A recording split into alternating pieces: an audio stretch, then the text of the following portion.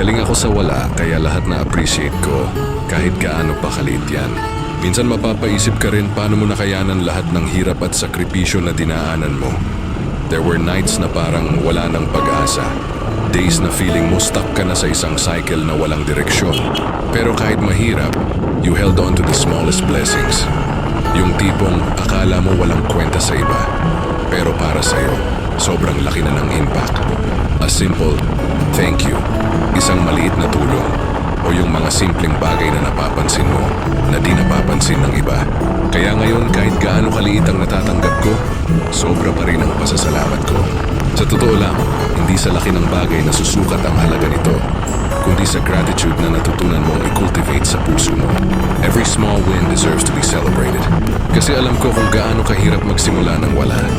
And because of that, I learned to see beauty in even the smallest victories. Kaya kung ikaw dumadaan din sa hirap ngayon, kapit ka lang. Malay mo, isang maliit na biyaya na pala ang magiging dahilan ng mas malaki pang pagbabago. Kung relate ka sa pinagdaanan